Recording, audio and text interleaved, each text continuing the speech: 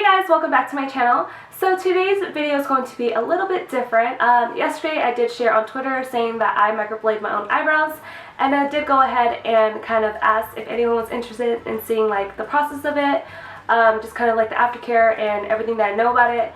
And a lot of you guys want to learn a little bit more about microblading, so I decided to make a video. If you guys can't tell by the title already, yes, it's all going to be about microblading and my experience. And yeah, for a disclaimer, no, I'm not certified for this technique, but I've done a lot of my research and just doing a lot of practicing before I did it all myself.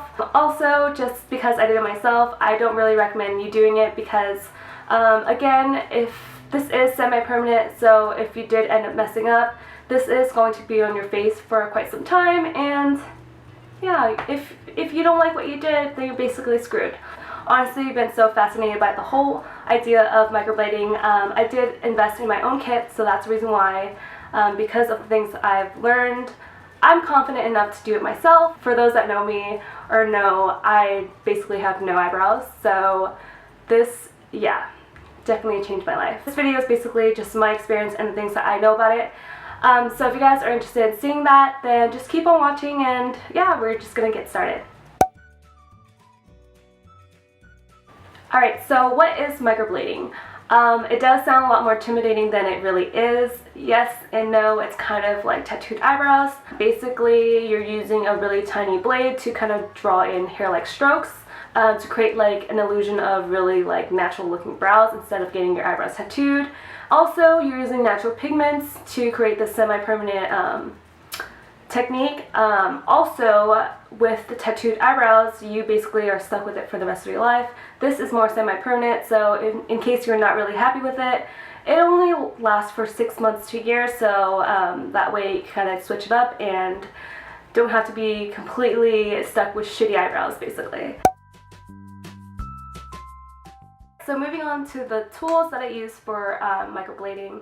First thing I want to talk about is numbing cream. You definitely want numbing cream because if you don't like pain, trust me, this will be your best friend. The friend right here is Numb Master. I absolutely love it and it works really good.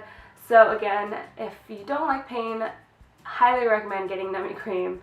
Alright, so moving on to the micro pen and the needle itself.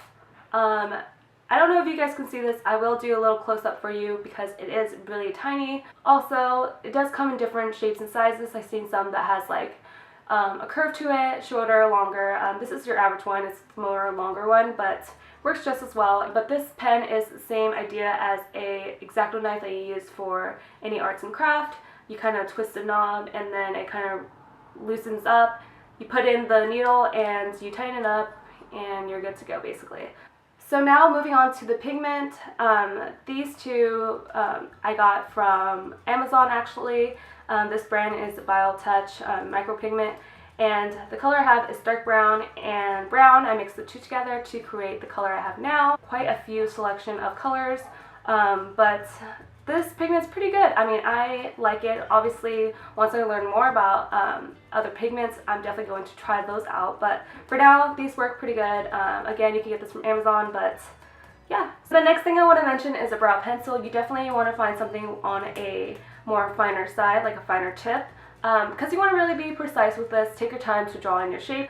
I would say this is probably one of the most important parts because you kind of want to get everything even and take your time to just kind of measure everything out to get the perfect brow. I don't have anything with me to show you guys, but just get a little container, like a small little container. They sell it on Amazon as well, but it's a little container where you pour your pigment in, so that way you can kind of take it with you and kind of do your brows instead of reaching for a bottle, whatever. You have it all in one, especially if you want to mix any colors to match your eyebrows and so on. So the last thing I want to mention is Q-tips. You want to keep some Q-tips around because you're going to need this when you apply your numbing cream, and also towards the end I'm going to mention why you need it. Also to basically dip into the pigment and apply to your eyebrows once you're done with microblading. So yeah, those are the tools that you need for microblading.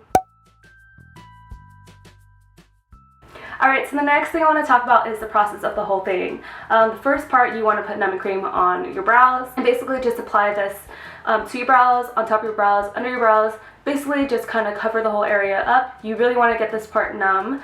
I normally leave it on for 30 minutes to 45 minutes, but you can leave it on for an hour if you like. Obviously, if you leave it on longer, it's going to work better. While I'm doing this, I start doing little swatches on my forehead, kind of get a match for my eyebrows or just my natural hair color.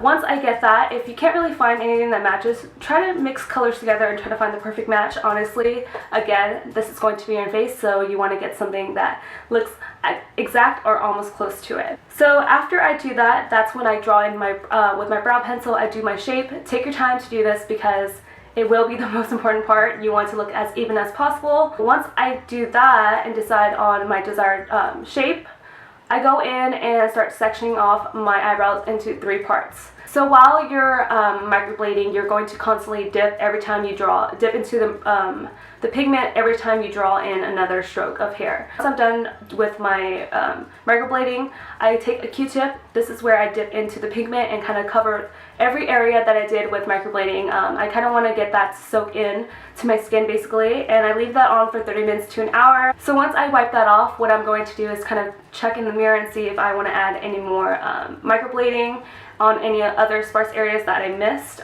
And I'm going to repeat the steps where I microblade, dip it in, microblade. After that, you want to touch it up with pigment. Alright, so the last thing I want to mention is the aftercare.